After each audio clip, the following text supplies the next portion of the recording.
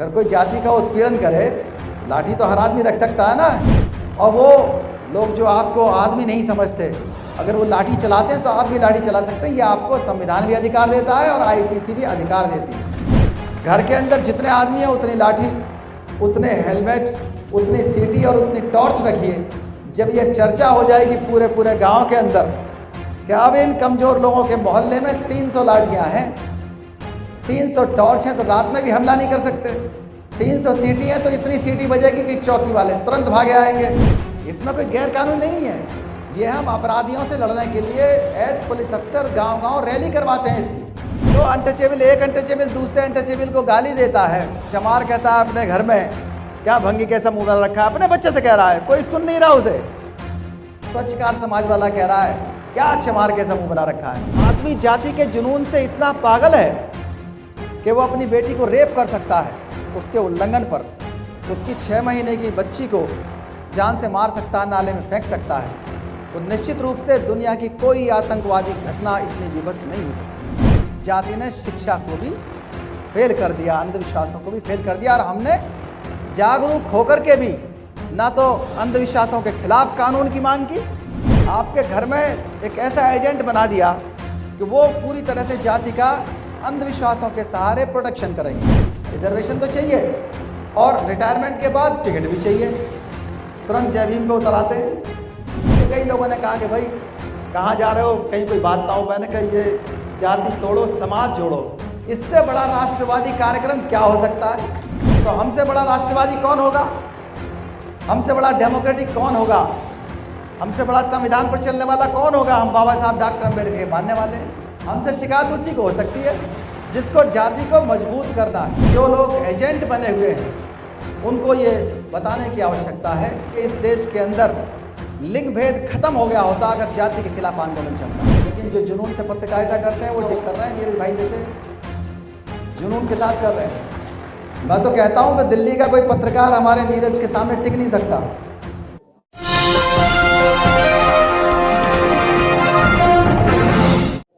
बहुत से आंदोलन चले, लेकिन जाति ने न सिर्फ बौद्ध धर्म को बेकार किया, जैन धर्म को बेकार किया, समतामूलक समाज के कंसेप्ट को बेकार कर दिया, सूफी आंदोलन, भक्ति आंदोलन को बेकार किया, सिखिज्म को बेकार किया, इस्लाम को। सबने जाति की खिलाफत शुरू की अपनी अपनी भाषा में, अपने अपने मंच से। क्रिश्चियनिटी आई, उसने प्रयास किया, वहाँ भी उसने भी उसके प्रयास को भी उसने व्यर्थ कर दिया। साम्यवाद आया, उसे भी खत्म किया। अंग्रेजों ने कानून बनाए मानवीय आधार पर, सीआरपीसी बनाई, उसको भी खत्म किया। भारतीय संविधान को भी पूरा जाति के आधार पर खत्म करने का प्रयास चलता है। आखिर जाति से इतना लगाव क्यों है, क्यों चल रही है जाति, जाति से को पसंद क्यों किया जाता है। इस पर सबसे बड़ी स्टडी बाबा साहब डॉक्टर अम्बेडकर ने की। पहली तो किताब है caste their genesis mechanism and development, 1916 में लिखी। एंथ्रोपोलॉजी का बहुत बड़ा आर्टिकल है और बताया कि कैसे कैसे विवाह को बाहर विवाह ना करके अपनी ही जाति में विवाह करके उसको मजबूत बनाया गया।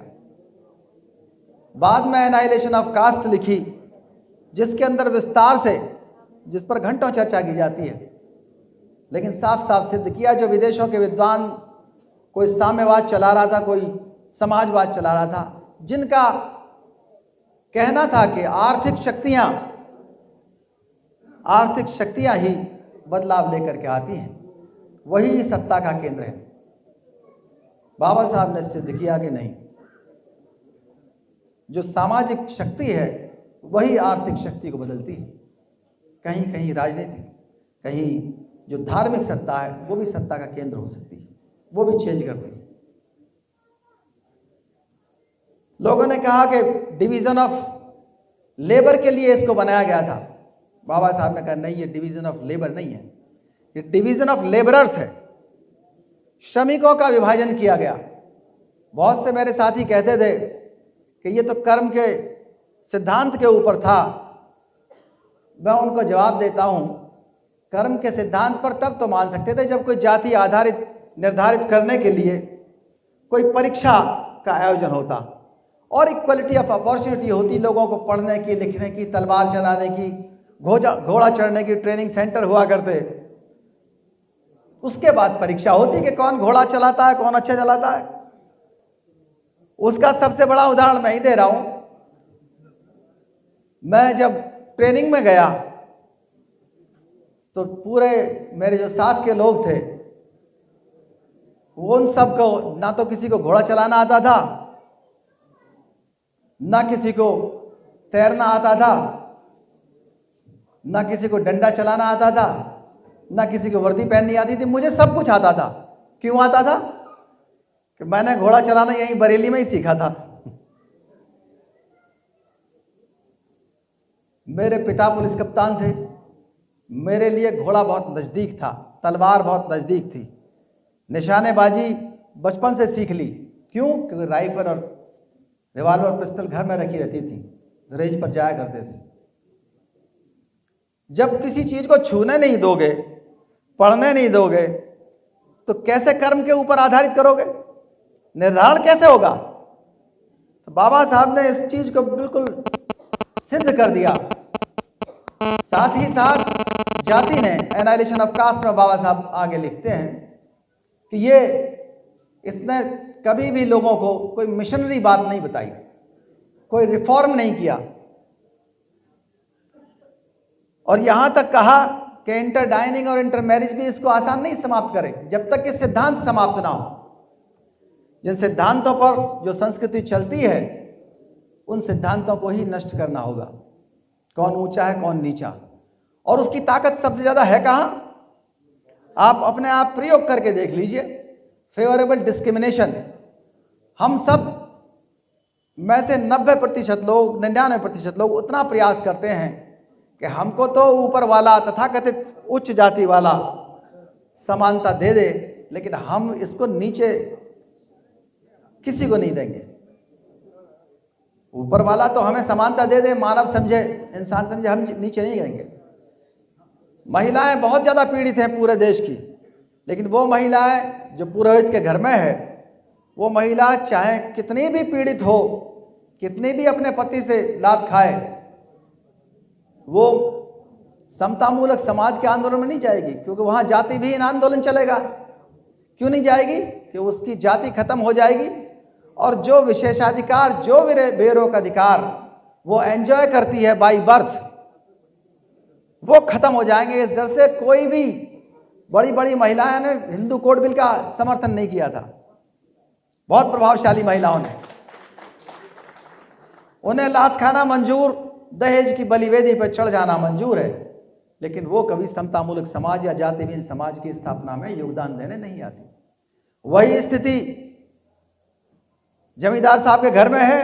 वो जमींदार साहब चाहे कुछ भी हो, कई रानियां ले आए तो भी राजा साहब कुछ भी करें, लेकिन वो समतामूलक समाज में नहीं जाएगी। उसे मालूम है कि हम चाहे कोई डिग्री रखें ना रखें, पढ़े लिखे हो ना हो, पर हमको ये अधिकार राजकुमारी होने के, रानी होने के अपने आप बाई बर्थ हैं, क्योंकि हमारी शादी सिर्फ जाति की वजह से हुई है। तो हम समतामूलक समाज में जाके कहीं ऐसा ना हो कि मेहतरानी हमारे बगल में बैठ जाए, वो भी हमारे बराबर हो जाए। तो उनको इस बात का डर था कि जाति खत्म होते ही असंख्य बहुत सारी सुविधाएं खत्म हो जाएंगी, और तो और जो तथाकथित शूद्र हैं उनकी स्थिति भी यही है। उनके भी जब आदमी घर पे आते हैं, या एक दूसरे से, एक अनटचेबल दूसरा अनटचेबल, या एक शूद्र दूसरे शूद्र से बात करता है, तो बात ये करेगा हम जातिवाद नहीं मानते। ओबीसी का ओबीसी से कहेगा ये बात, ओबीसी का एससी से कहेगा, एससी का ओबीसी से कहेगा। और अपने घर पे जब आता है आदमी अनटचेबल, रात को 7 बजे शराब पी के आएगा, अपनी बीवी में लात मारेगा, उसको भी फेवरेबल डिस्क्रिमिनेशन में, उस भेदभाव में जो उसके फेवर का है, लिंग भेद उसके फेवर का है ना, तो डीएनए में ही डाल रखा है इस बात को कि हम बीवी को लात मारने की का अधिकार हमें इसी व्यवस्था में है, और किसी वर्ण व्यवस्था के अलावा और व्यवस्था में नहीं है। बीवी का इस हद तक उत्पीड़न होगा। और जाति मजबूत क्यों है? ऐसी व्यवस्था, जो व्यवस्था तानों से, गालियों से, अफवाहों से, मुहावरों से, अलंकारों से चलती हो। कैसे चलती है? आपने प्रतीक बना रखे हैं, साहित्य में भी, लेखन में भी, कि विद्वता का प्रतीक कौन है? कहेंगे देखिए साहब, आप तो बड़े विद्वान हैं, ऐसा लगता है जैसे कोई फला बिरादरी का आदमी बोल रहा हो। जानते हो कौन सी बिरादरी का?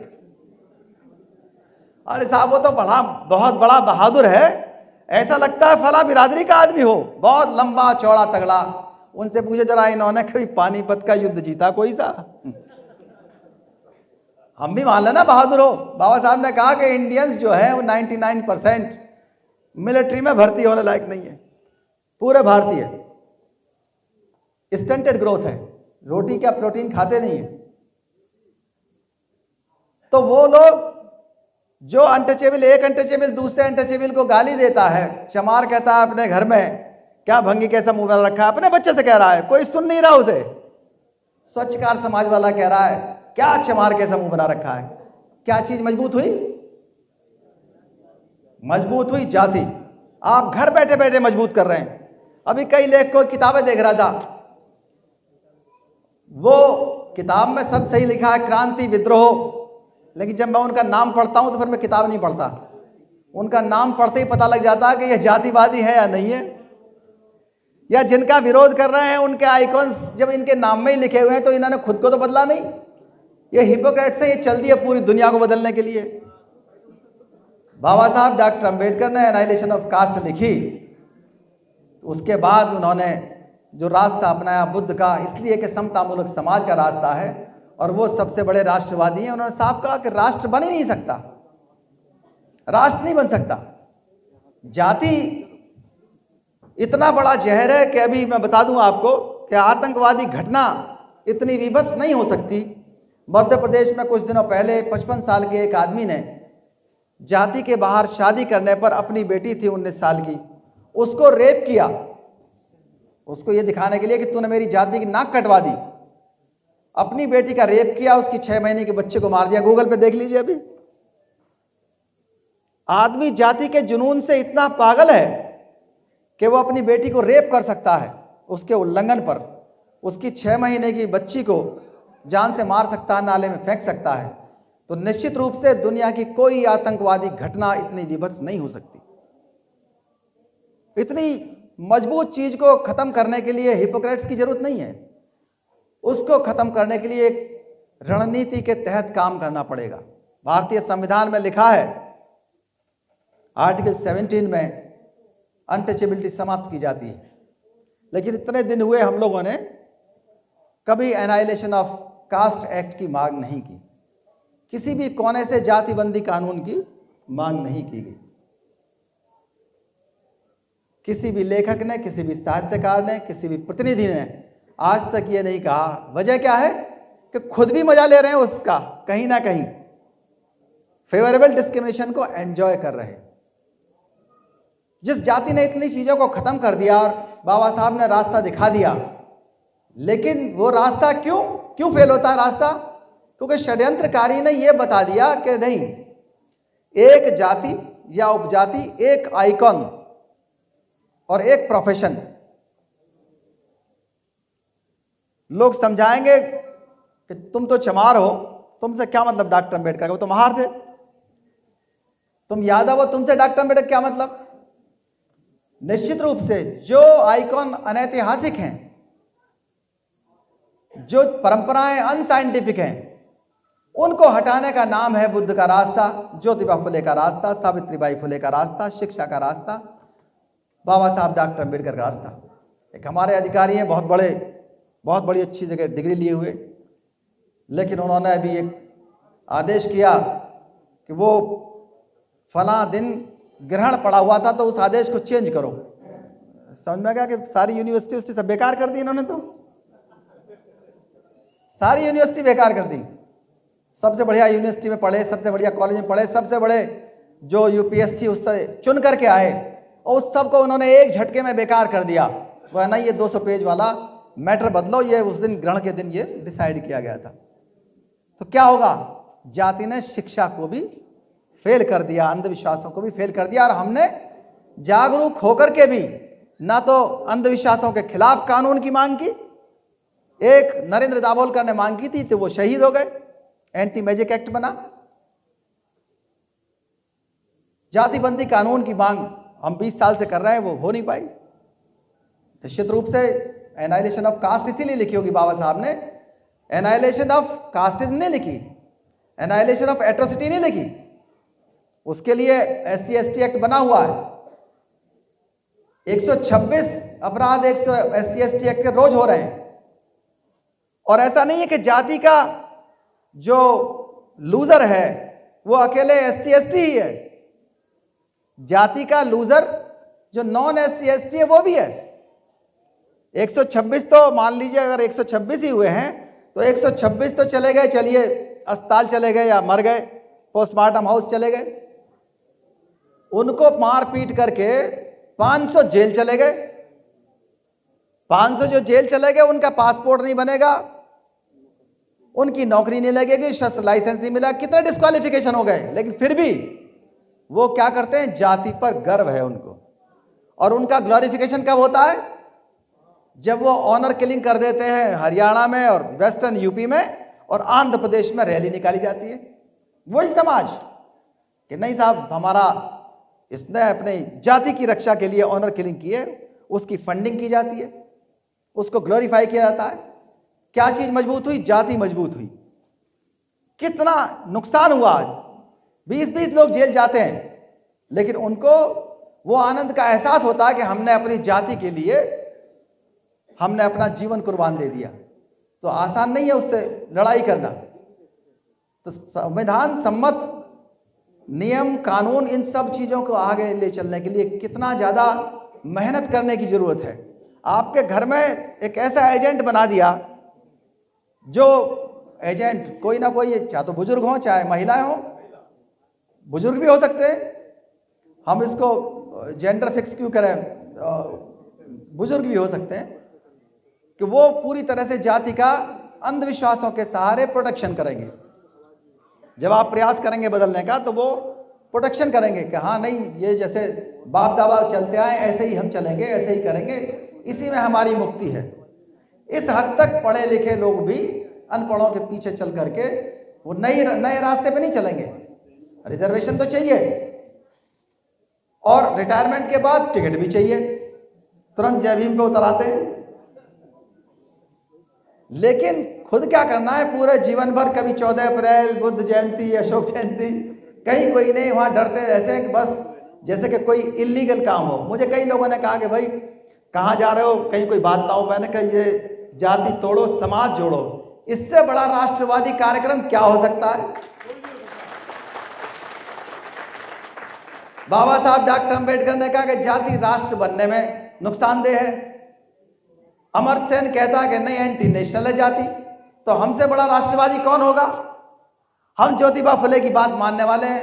हमसे बड़ा शिक्षा के क्षेत्र में जाने वाला कौन होगा, जो बदलाव चाहते हैं शिक्षा से चाहते हैं। हमसे बड़ा डेमोक्रेटिक कौन होगा, हमसे बड़ा संविधान पर चलने वाला कौन होगा, हम बाबा साहब डॉक्टर अंबेडकर के मानने वाले हैं। हमसे ज्यादा शांति का पुजारी कौन हो सकता है, हम बुद्ध के मानने वाले हैं। हमसे शिकायत उसी को हो सकती है जिसको जाति को मजबूत करना है। तो मैं, जो लोग एजेंट बने हुए हैं उनको ये बताने की आवश्यकता है कि महिलाएं इस बात को जान लें कि इस देश के अंदर लिंग भेद खत्म हो गया होता अगर जाति के खिलाफ आंदोलन चलता। विक्टिम को आगे तो आना होगा ना, विक्टिम तो आवाज तो करनी होगी। हम ये नहीं कह रहे, ब्लेम नहीं कर रहे महिलाओं को, खासतौर से वो जो पढ़ी लिखी महिलाएं हैं, जो महिलाएं बहुत ऊंचे ऊंचे ओहदे पर हैं, वो किसी भी पृष्ठभूमि से आई हैं लेकिन वो पीड़ित हैं। अगर वो जाति के खिलाफ आंदोलन छेड़ दे तो जाति खत्म हो जाएगी और बहुत टाइम नहीं लगेगा। सिर्फ वजह यह है कि हमारे पीछे कहीं ना कहीं पिछड़ापन हमारे दिमाग में है। हम सिर्फ अपने समर्थक को और अपने विरोधी को नहीं पहचान पाते। हर क्षेत्र में यही हमारा पिछड़ापन है। हमें कहाँ क्या करना है हम ये नहीं कर पाते। हम समय का प्रबंधन नहीं जानते, यही पिछड़ापन है। हम नहीं जानते कि आज हमें क्या पढ़ना चाहिए, क्या लिखना चाहिए। हमारे जो लेखक हैं, हमारे जो विद्वान शिक्षक हैं, वो आते नहीं कभी। हमारे डॉक्टर पूछते हैं कि हम कैसे पे बैक टू सोसाइटी करें। हम बताओ भाई, आप चिकित्सा शिविर लगवाइए, शिक्षक जो है वो शिक्षा शिविर लगवाएं, तो निश्चित रूप से समाज को मजबूत करने का ठेका उन पढ़े लिखे लोगों पर है। ऐसे ही इन्फ्लुएंशियल महिलाएं, जो प्रभावशाली और शिक्षित महिलाएं हैं, उनको ये जानकारी होनी चाहिए कि इस देश में अगर लिंग भेद है या बाल विवाह है, आज भी बाल विवाह 40% है, तो उससे जाति मजबूत होती है।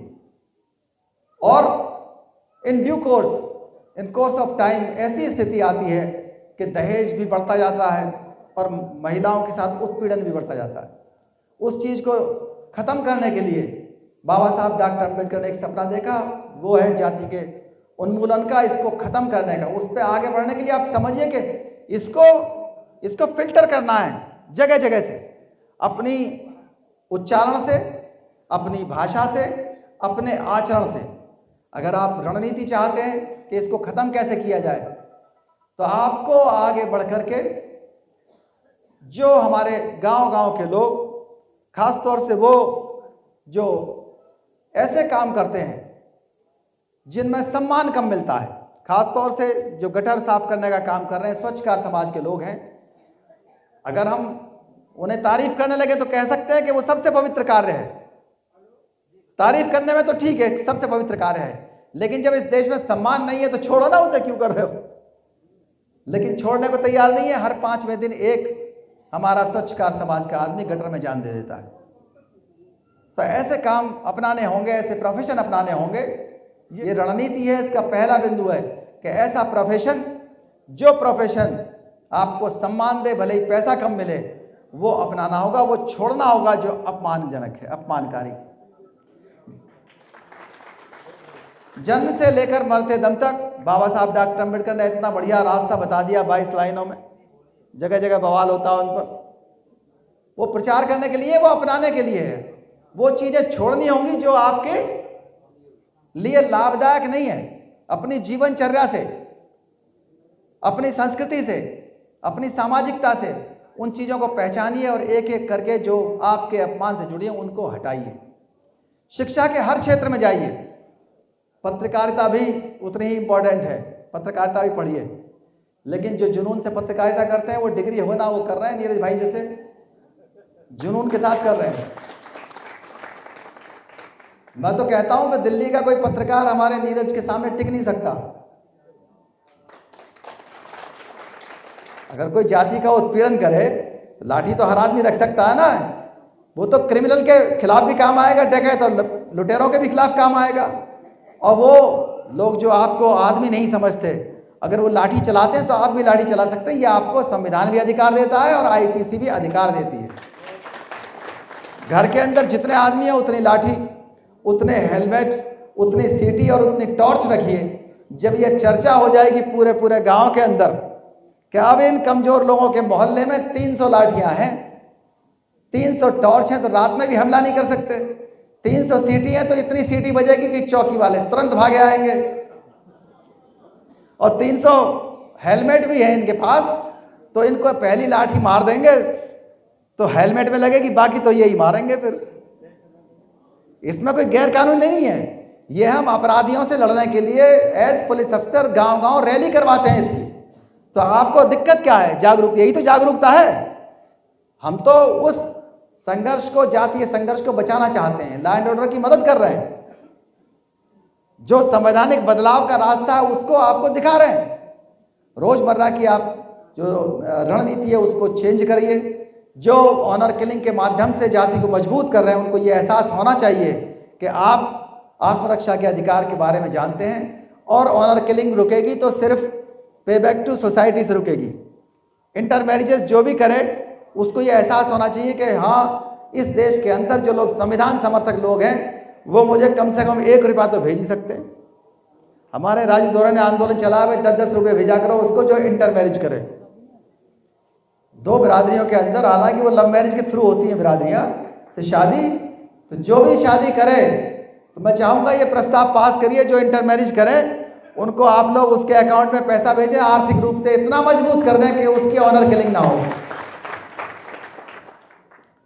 ये रणनीति है। अब तो कह रहे हैं भाई जो संविधान विरोधी है वो हमारा विरोधी। हम किसी जाति की बुराई नहीं कर रहे, किसी की किताब की बुराई कर रहे हैं। और आप संविधान का रास्ता, बुद्ध का रास्ता, यही आपका कल्याण कर सकता है। और पहली लाइन जो मैंने कही थी कि इंसान इंसान के बीच में ना कोई नस्लीय भेद है, ना कोई जाति भेद है, ना जातियों पर गर्व करो, ना उपजातियों पर करो, ना उनके नाम पर सेना बनाओ। बहुत लोग सेना बना रहे हैं कि हमारी तो चमार सेना है, हमारी पासी सेना है। क्या मतलब है? ये कोई अम्बेडकरवाद और कर रहा है जय भीम। कोई लिख रहा है चमार ग्रेट। ये सब चीज़, इन चीज़ों से, ग्रेट लिखने से नहीं होगा। जब आप अंग्रेजी पढ़ कर के आओगे, बाबा साहब डॉक्टर अम्बेडकर के जो बनाए संविधान के आलोक में हम लोग गए और कितने बार विदेशों में भाषण दे करके आए, सम्मान पाया। तो इस संविधान की वजह से आपको इतना सम्मान मिल रहा है, बाबा साहब की वजह से इतना सम्मान मिल रहा है। आज विदेशों में हम लोगों के लेक्चर सुने जाते हैं। तो निश्चित रूप से जिस दिन लगे कि आज हमारा अपमान करने का किसी ने प्रयास किया, उस दिन 1 घंटे ज़्यादा एक्सरसाइज करो, उसे गाली वाली मत दो। जिस दिन लगे हमारा उत्पीड़न हो रहा है, 1 घंटे ज़्यादा अंग्रेजी आकर के पढ़ो। और अंग्रेजी पढ़ना सबसे आसान है, एक्सरसाइज करना सबसे आसान है। और ऐसे ही आपके दिमाग की ताकत है, तो निश्चित रूप से उस ताकत का संरक्षण कीजिए, आगे बढ़िए। जय भीम, जय भारत, नव अध्याय।